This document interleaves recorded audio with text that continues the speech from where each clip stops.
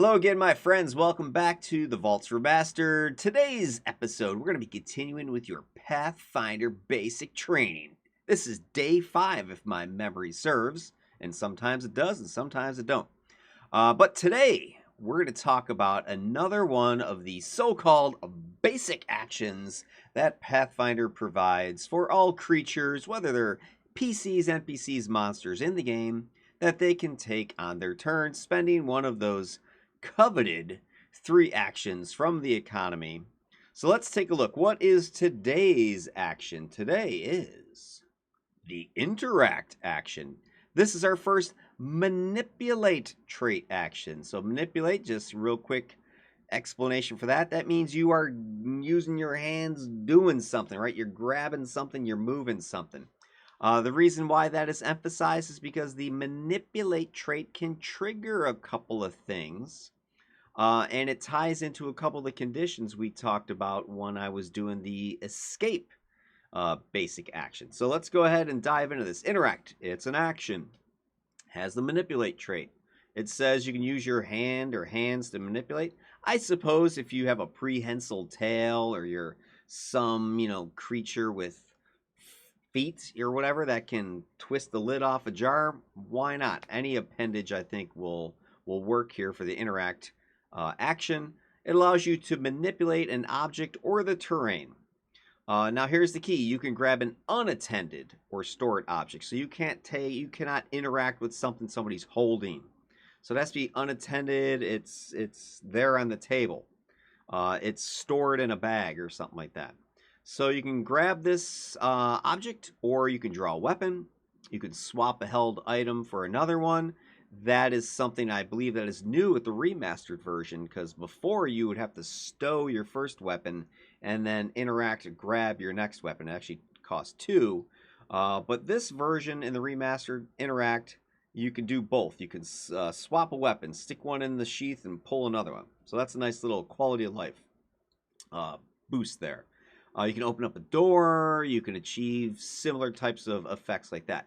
I'm going to take a little bit of a deeper look at page 268 because it does get into some good details there. That is the section in the player core about equipment and how you can stow gear and retrieve gear, that sort of thing. And then it also says that on rare occasions you might have to attempt a skill check to determine if your interact action was successful. I imagine maybe the door is stuck that you're trying to open, or somebody threw some gluey gum in your sheath and you're trying to pull your weapon free, and maybe you got to make an athletics check or something. So I would say it's maybe more of a nuisance-y situation that you'd have to do some sort of interact skill check. All right, that's the basics of the interact action. Let's go ahead and take a look at some GM adjudication that's going to be appearing in pages, around pages 267, 268 of the player core. Here is the details in that section. Starting at 270, 267, they're talking about drawing and stowing items. So drawing a worn item or changing how you're carrying an item usually requires the use of an interact action, or sometimes the release action, which I have not yet talked about. The options are detailed on page 268. That is the second column bulleted list over here. These are the options that we're talking about. Many ways of using items require you to spend multiple actions. For example, if you're drinking a potion that's worn at your belt, requires you to first use an interact to get the potion, and then the second action to glug glug glug drink it. So think about anything that you've got in your belt that's readily accessible. You're going to need to interact to grab it first and then do something with it. The exception would be, from what I'm understanding, is this swapping action, which is both. Now, how does that differ from? I guess this is where we get a little bit of splitting hairs, because I'm thinking, all right, so if I can swap as a single action, meaning I can grab something from my belt and tuck something away, how is that different from me grabbing a potion from my belt and drinking it? Maybe the swallowing process takes extra time. I don't know. I just can see maybe some gray area there that you can get some arguments, because we've loosened the rule a little bit with the swapping activity here, the swapping action. So I could see some players perhaps arguing, and rightfully so, that, well, if I can swap weapons, Why can't I swap, aka with my teeth, something I'm eating or drinking? I don't know. I don't know. Anyway, continuing on here. So it says the number of hands you need to interact is usually clear. And if it changes during the action takes the maximum number of hands needed during it. So you usually have to have a free hand in order to interact with something. That makes sense. And sometimes you need more than one hand. And the GM decides if it's unclear how many hands you may need. It does say you can draw, pick up, or hold an item that needs two hands using only one hand, given that it's light enough. But you need to subsequently change your grip in order to hold it with two hands if you have a two-handed weapon, let's say.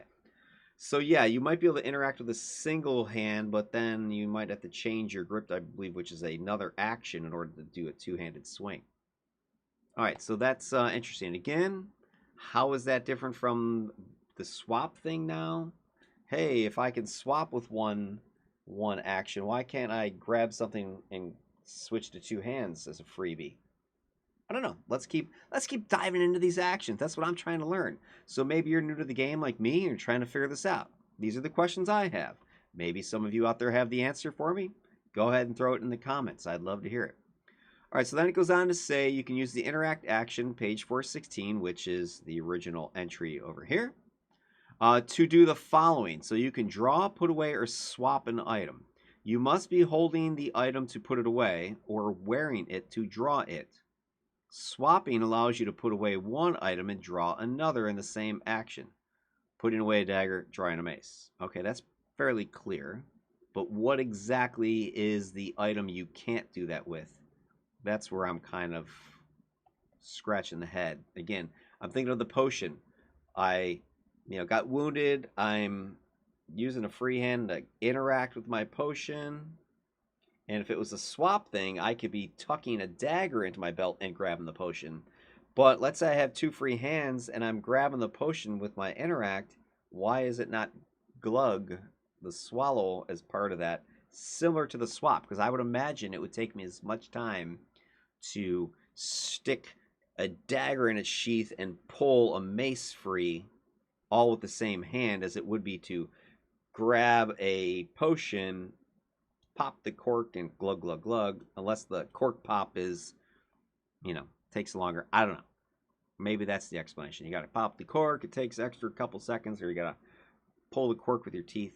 Don't know. All right, let's keep going. Swapping allows you to put away one item, draw another one, same action. Abilities that specify what you do when you interact only allow this if they say so.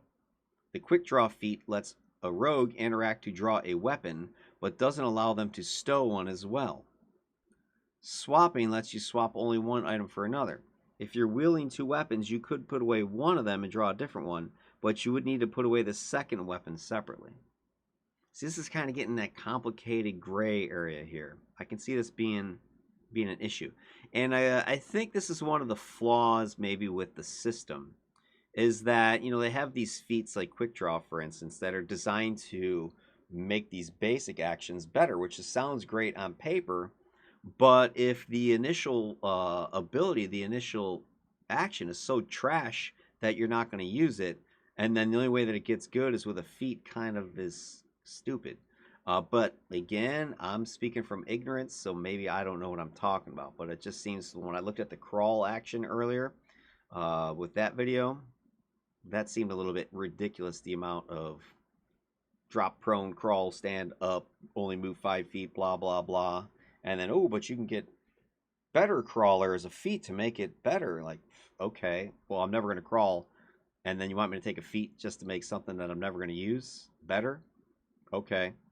So anyway, a little bit confusing. I think that's one of the flaws with the Pathfinder feat system, is that there are feats that make things good, but good being they should have been that way to start with. So I kind of feel like maybe some of these things need a little bit buff, a little bit of a beef, and then make the feats do something cooler. Okay, I don't know. All right. Again, let's continue. Pick up. You can pick up an item from the ground with interact. You can pass off or take a held item from a willing creature.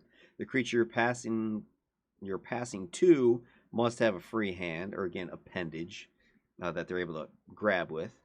You can also attempt to throw an item to someone. You typically need to succeed at a DC 15 ranged attack with a 10-foot range increment.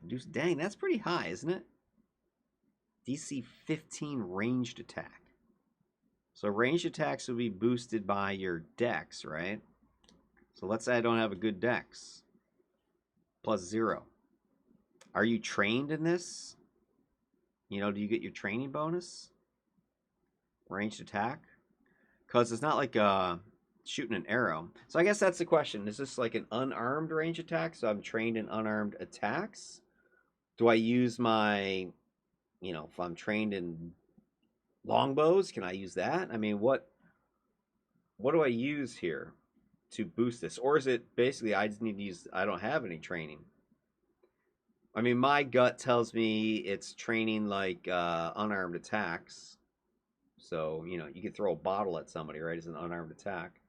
So I would use that. I would say you're trained with that. But again, I'm not sure. If somebody's a master or expert or something, do they get even better ability to throw something to you? I don't know. Maybe this should just be a flat check. You know, why not that? Hey, roll a DC 10 flat check or DC 5 or something like that. You know, you're just tossing something to somebody. Now, if it's 50 feet away, I could see it being higher. So maybe I don't know. I just kind of feel like maybe that should be a flat check. DC 5 if it's 10 feet, DC 10, you know, if it's 15 feet, something like that. I'm just not sure about the ranged attack. I'm throwing something to a friend, so it's not like they're trying to dodge it. I don't know. 15 just seems high to me for a 10-foot lob. Like if you're 10 feet away from me, I think I could lob something to you and you'd get it. If anything, the check should be on the other side. Like I can get it to you, you need to catch it. So you need to use an interact reaction to catch it. Okay, let's continue. Oops. Detach shield. So that's another interact. Taking a shield from you. So detach a shield or other item from you using one hand. So I guess you have a shield on your arm, you're taking it off in order to have another free arm or something. Not sure how often that is necessary. Interact, you change your grip. Okay, so that goes back to the two-handed weapon thing. So interact would allow you to change grip on your blades. So if you can interact, grab a new two-handed weapon with one hand, but then you're going to need to use another interact to get it with two hands, if I'm reading this correctly. But again, I kind of look at the new swap as single action to stow weapon, grab weapon. But now you're saying I can't grab a weapon and put a second hand on it? Okay, I mean, if we're going to, loosen the rules a little bit to make something a little bit better, why not use the swap treatment for the change grip? And there's, again, I'm sure the explanation is there's a feat that does it for you. And again, that goes back to my point that if we're adding feats at later levels to essentially polish turds so that they look nice, why don't we just get rid of the turd in the first place? I don't know. Retrieve a stowed item from a backpack, pouch, or similar container, or put one away. You'll often need to interact to open or close the container or backpack. See, now that makes sense because if it's on my back, I first need to interact to get to my backpack and open it, and then shove something in it or pull something from it as a second. So I could see that being a 2-action, maybe even a 3-action interact, but maybe that could be clarified.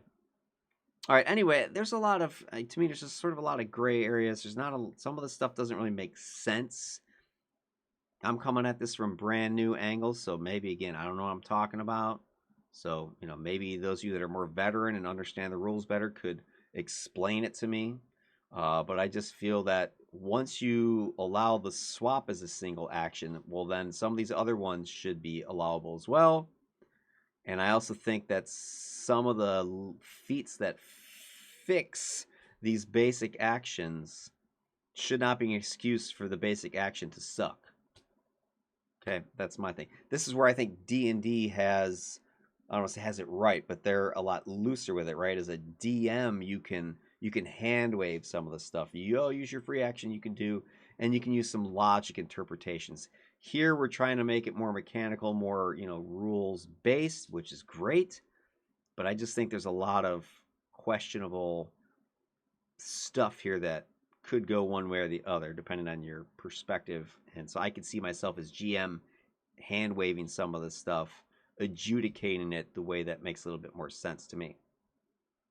Anyway, then the last thing I did want to talk about is the tactical considerations of the interact. Aside from, hey, how many actions am I going to spend to grab a weapon, stow a weapon, get something out of my backpack, that is definitely a consideration. And that's where kind of that gray area adjudication makes it a little bit trickier from a player's perspective because, hey, how many actions is this GM going to charge me to do something? But then the other more practical, tactical, no rhyme intended there, considerations are go back to the escape action that I talked about. Escape allows you to escape from, for instance, the grabbed and restrained condition. So when I was reading that, the one thing that jumped out there was that with grab, you're held in place, immobilized. If you attempt a manipulate action, you need to make a DC 5 flat check, right? So in other words, if you're grabbed and try to interact with something, pull a weapon, let's say, from your belt, then you have to make a DC 5 flat check first, or you lose that interact action before you even try it. And then restrained is even worse because it says you can't use any attack or manipulate action. So if you are restrained and you have to try to get the weapon at your belt in order to stab the thing that's restraining you, you can't. You have to first escape or force open your bonds. So those are a couple considerations that those conditions can be bad for, because if you are grabbed or restrained, you might think, oh, well, I just can't move, like walk. But no, it's even worse because you can't even interact with stuff that's on your belt or on your back or in your pouches or whatever. You're kind of screwed. And then the other tactical consideration is, because this is the manipulate action, I want to throw out the reactive strike reaction. Reactive strike, I think I mentioned a little bit. I haven't explained too much what it is, but this is the old attack of opportunity. The remastered version has it called reactive strike. And the reason I bring it up here is because a trigger to this reaction is a creature within your reach uses a manipulate action or a move action, makes a ranged attack, leaves a square during a move action it's using. It says you lash out at a foe, that leaves an opening. You make a melee strike against the triggering creature. If your attack is critical and the trigger was a manipulate action, you disrupt that action. The strike doesn't count towards your multiple attack penalty, and your multiple attack penalty doesn't apply to this strike.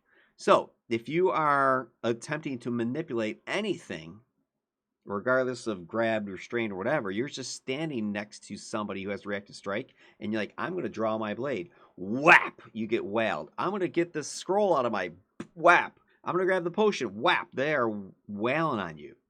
So you want to be aware of that, because not just PCs, some PCs, like the fighter class, has reactive strike. Not everybody. This isn't D&D where everybody gets attacks of opportunity. This is only mostly like your martial classes, and I think there's probably some feats that allow this. But some creatures, a lot of monsters, will have a reactive strike. You want to be aware of that. That's where maybe a recall knowledge about the creature might be useful. This is where if you preemptively step, which we'll talk about that action later, that might be something to do. So just something to consider, that, hey, if I use the interact because I just want to grab something off my belt, in my pouch, in my backpack, if somebody has reactive strike, you can take a smacking just for reaching for weapon. And if it hits, okay, it says if your attack was critical and the trigger was manipulate, you disrupt it. So if they crit you while you're attempting to pull something, bang, your action gets disrupted. So that is a problem. Oh, another thing I was just thinking about, I think the immobilized condition, if I'm not mistaken, leaves you off guard. So let's say you're grabbed. That means you're immobilized, right? So which means you're off guard. So you have a lower AC. And then you're like, I'm trying to grab for my blade, right? I then have to roll a DC 5 flat check just to try to grab for it. Oh, and then the creature has reactive strike, so there's you trying to manipulate. You have to roll a DC to even see if it happens. And then this guy can whale you, and you have a -2 AC because you're grabbed, you're flat-footed there, you're off guard. They can crit you much more easily. So you could lose your You could lose that action interact just because you missed the DC 5 flat check, or you could lose it because you got critted. Here's one question I have. If you miss the DC 5 flat check, does the reactive strike still trigger? Because it says a creature within your reach uses the manipulate action. So I'm using the manipulate action. But here it says if you attempt the manipulate action while you're grabbed, you must succeed at the flat check or it's lost. So does that mean the manipulate action happened and you lose it and then you get abused by the reactive strike? Or because you never made the DC 5 flat check, you lost it, so it never actually happened and you wouldn't suffer a reactive strike? My gut tells me that the reactive strike would be triggered because you're attempting it. So that means you're taking that moment to reach. So boom, reactive strike. I don't think you need to DC 5 flat check first. Or, I don't think that's mutually exclusive. That's how I would rule it. But again, maybe there's some folks out there who know better. If you do, post it in the comments down below. I'd love to hear your take on that. I don't know if anybody's ever run into that situation. All right, so there you go, ladies, gents, boys, and girls. We have covered the interact action. Hopefully that was some useful information for you. If so, like the vid, subscribe to the channel, notify yourself, throw some comments down below. Whatever it is you got to do, let me know that you want to see more of these. I plan on going through the whole gamut of these basic interactions, or these basic actions, which, spoiler, I'm not finding them so basic, Paizo. Not finding them so basic. Anyway, peace out. Have yourselves a good night, and I will catch you in the next video.